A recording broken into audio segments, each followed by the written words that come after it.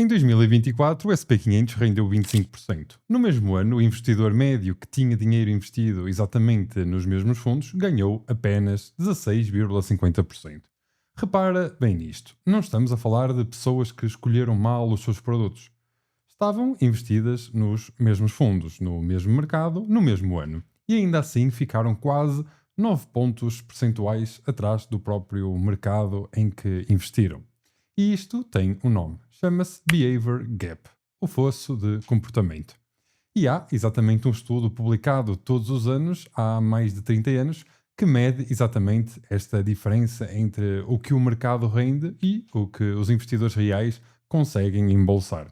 A conclusão aqui é sempre a mesma, não é a escolha do investimento que mais dinheiro custa às pessoas, é sim o comportamento, é entrar tarde, sair cedo, comprares quando está caro, porque toda a gente está a falar sobre esse mesmo investimento. E também venderes quando está barato, porque simplesmente tens medo do teu investimento. Por isso, neste vídeo, vou mostrar-te os 6 erros comportamentais mais caros que os investidores que possam cometer, com números reais, exemplos concretos e o que podes fazer para não caires nas mesmas armadilhas. Porque a verdade desconfortável é esta: o teu maior adversário nos investimentos não é o mercado, és tu mesmo. Por isso, vamos a isso. O meu nome é Pedro Cardoso e o meu objetivo é ajudar-te a gerir e a investir melhor o teu dinheiro.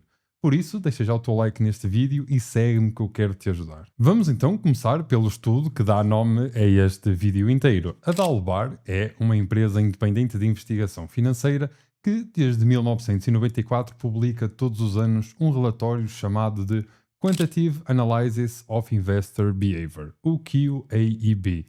E o que é que este estudo faz? É bastante simples de explicar, mas devastador nos resultados que ele proporciona. Compara o retorno real que os mercados geram com o retorno real que os investidores efetivamente conseguiram embolsar, usando dados de milhões de transações reais. E aqui não estamos a falar de simulações teóricas, são dados reais. Em 2024, a diferença foi de 848 pontos base, quase 8,5 pontos percentuais entre o que o SP500 rendeu e o que o investidor médio em fundo de ações americanas conseguiu. Foi o segundo maior fosso da última década, e o motivo não foi mistério algum. Houve saídas de fundos de ações em todos os 4 trimestres de 2024, com as maiores saídas concentradas precisamente antes das maiores recuperações de mercado. Compraram tarde, venderam cedo e perderam exatamente os dias que mais importavam no mercado. E se olharmos para um horizonte mais longo, o padrão mantém-se igualmente. Ao longo de 2 décadas, o SP500 rendeu em média cerca de 10,35% ao ano. O investidor médio em fundos de ações americanas conseguiu, no mesmo período, cerca de 9,24%. Parece uma diferença pequena, só 1,11 pontos percentuais. Mas em 20 anos, se pegarmos no valor de 10 mil euros investidos, essa diferença separa entre 71 mil euros de 60.500 euros. Mais de 10 mil euros perdidos sem teres escolhido nenhum produto mau, sem teres pago comissões abusivas e também sem teres tido azar, só por teres comportado mal nos momentos errados. E o mais interessante é que este fosso não é constante, varia de ano para ano, consoante o quão disciplinados os investidores conseguem ser. Em 2025, por exemplo, o fosso estreitou-se drasticamente para apenas 0,72 pontos percentuais, o valor mais baixo desde 2012. Isto prova aqui um ponto. Este fosso não é inevitável, é o resultado direto de decisões que estão, na sua maioria, sobre o nosso controle. Vamos então agora ver um por um os erros específicos que possam criar este fosso e o que fazer para não cairmos em cada um deles. O primeiro e o mais caro erro comportamental é vender durante uma queda de mercado. Precisamente o momento em que o instinto humano grita mais alto para tu o fazeres. Um estudo da JP Morgan com dados do SP500 entre 2001 e 2020 mostra a dimensão real deste erro. Quem se manteve investido durante 20 anos completos sem tentar adivinhar o momento certo de entrar e sair, teve um retorno médio de 7,5% ao ano. Quem tentou fugir dos mercados no momento de maior turbulência e, com isso, acabou por perder apenas os 10 melhores dias desse mesmo período de 20 anos, viu o seu retorno cair para apenas 3,4% ao ano. Menos de metade. E aqui está o detalhe mais contraintuitivo de todos. Os melhores dias do mercado acontecem com enorme frequência logo a seguir aos piores dias. A recuperação mais forte tem de vir precisamente durante o período de maior pânico, não depois dele passar e tudo parecer mais seguro e as coisas estarem mais calmas outra vez. Se tu vendes no meio da queda com a intenção de esperar que a poeira assente e que as coisas melhorem, estás estatisticamente a colocar-te na posição mais provável de ficar de fora exatamente quando o mercado decide recuperar com muita força. Isto não significa que devas ignorar completamente o que se passa à tua volta. Significa que as decisões tomadas em pânico no calor do momento raramente são boas decisões. A disciplina de manteres o teu plano de investimento, mesmo quando possa doer, é uma das ferramentas mais poderosas e mais difíceis que existem nas finanças pessoais. O segundo erro é o oposto do medo, é a ganância disfarçada da oportunidade. Chama-se, em finanças comportamentais, o recency bias, a tendência para dar peso excessivo ao que aconteceu recentemente, assumindo que essa tendência vai continuar para sempre. Já vimos exemplos concretos disto aqui neste canal, quando, por exemplo, a SpaceX entrou em bolsa em junho de 2026, no maior IPO da história, investidores de retalho pediram mais de 100 mil milhões de dólares em ações, muito mais do que aquilo que estava disponível no mercado. Nos primeiros 4 dias, o preço disparou de facto 67%. Quem comprou nesse pico da euforia, guiado pela sensação de a SpaceX só vai subir, ficou semanas depois com uma perda de quase 30%. Quem comprou no dia do IPO, sem se deixar levar pela onda seguinte, ainda deve estar com ganhos no momento. O mesmo padrão repetiu-se com o ouro em 2026, este grande rally que tivemos nos últimos meses. Depois de bater um máximo histórico perto dos 5.600 dólares por onça em janeiro, o ouro, que toda a gente descobria como o porto seguro, que é infalível, caiu quase 30% nos 5 meses seguintes, o pior trimestre em 13 anos. Quem comprou perto do pico, motivado pela narrativa de que o ouro só sobe, sentiu na pele o custo de perseguir uma tendência já esgotada. Esse padrão repete-se em qualquer classe de ativos: ações, imóveis, criptomoedas, negócios. Quando todos à tua volta estão a falar de um investimento específico, quando as notícias estão cheias dele, quando parece que todos estão a ganhar dinheiro com aquele investimento, é precisamente nesse momento que o risco de estares a comprar perto do topo está muito elevado. A euforia coletiva não é um sinal que um investimento é bom. É, muitas vezes, um sinal que já subiu demasiado depressa para ser sustentável a curto prazo. Agora, o terceiro erro é mais subtil, mas igualmente destrutivo. Comparares o teu portfólio com o de outra pessoa sem contextualizares o risco que cada um assumiu para lá chegarem. O teu amigo diz que o portfólio dele já subiu 40% este ano e o teu apenas subiu 12%. É natural sentir que fizeste algo de errado, mas essa comparação feita sem mais informações é enganadora logo na raiz. O teu amigo pode ter 90% do dinheiro concentrado numa única ação especulativa que disparou este ano e pode perder 60% no ano seguinte com exatamente a mesma facilidade e velocidade. Tu podes ter uma carteira diversificada, por exemplo, alinhada com o teu horizonte temporal e a tua verdadeira tolerância ao risco.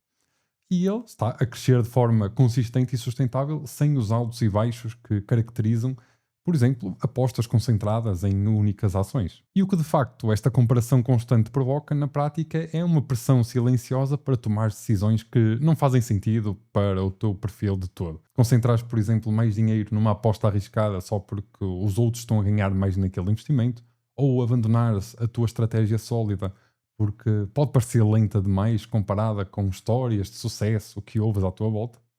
Aqui, o antídoto para este erro é simples de descrever, mas exige disciplina prática. Compara o teu progresso de hoje com o teu progresso de há um ano, não o progresso com outra pessoa. A única pergunta relevante que existe aqui é se tu estás mais perto dos teus próprios objetivos financeiros do que estavas antes. Se a resposta for sim, estás a fazer o trabalho certo, independentemente de o que qualquer outra pessoa esteja a fazer com o dinheiro dela. Agora, o quarto erro é, provavelmente, o mais comum entre quem está a começar a investir e é também um dos mais fáceis de corrigirmos, uma vez que tu já o percebes. Invisto o que sobra no final do mês. Este pensamento pode parecer lógico. Primeiro pagas tudo o que precisas, depois vês o que fica e esse resto vai para, então, investires. O problema é que, na prática, quase nunca sobra nada. Não porque não haja dinheiro suficiente, mas sim porque as despesas se vão expandir automaticamente para preencher todo o espaço disponível no teu orçamento. Se tu tens 200 euros livres no final do mês, é extremamente provável que esses 200 euros sejam gastos antes de os reconheceres conscientemente como poupança disponível. E este aqui é um fenómeno bem documentado nas finanças comportamentais. O dinheiro que depende de sobrar raramente sobra, porque o nosso cérebro humano trata o dinheiro disponível na conta como dinheiro gastável, algo que se pode gastar, não como dinheiro que já está destinado a outro fim. E aqui a solução é bastante simples, é invertermos completamente a ordem das operações. Em vez de esperares para ver que dinheiro é que vai sobrar, investes esse dinheiro primeiro, no próprio dia em que recebes o teu salário, antes de pagares qualquer outra despesa. E podes fazer isto automatizando essa transferência para o teu produto de investimento que estás a usar no momento. E o que sobra depois disso é que fica, sim, disponível para as tuas despesas do mês. E com isto tu vais reparar com o tempo que o dinheiro continua a chegar para tudo o resto, porque o teu cérebro ajusta os gastos ao que realmente está disponível, não ao que idealmente gostarias de ter disponível. Agora, o quinto erro em finanças comportamentais chama-se de ancoragem. A tendência para te fixares num número específico, normalmente o preço a que compraste um ativo, e usares esse número como referência emocional para todas as decisões seguintes, mesmo quando esse número já não tem qualquer relevância real para ti. E isto aqui manifesta-se de duas formas opostas que são de facto igualmente prejudiciais. A primeira é recusas vender um investimento que está a perder valor porque não queres vender com prejuízo, mesmo que já estejas num ponto em que os fundamentos desse investimento tenham mudado completamente. E mesmo que esse dinheiro pudesse estar a trabalhar de forma muito mais eficiente noutro lugar, também pode acontecer isso. Agora, o quinto erro chama-se em finanças comportamentais de ancoragem, que é a tendência para te fixares num número específico. E aqui, normalmente, é o preço a que compraste um ativo e usares esse número como referência emocional para todas as decisões seguintes, mesmo quando esse número já não tem qualquer tipo de relevância real no momento. Isto aqui manifesta-se normalmente de duas formas opostas, mas elas são igualmente prejudiciais.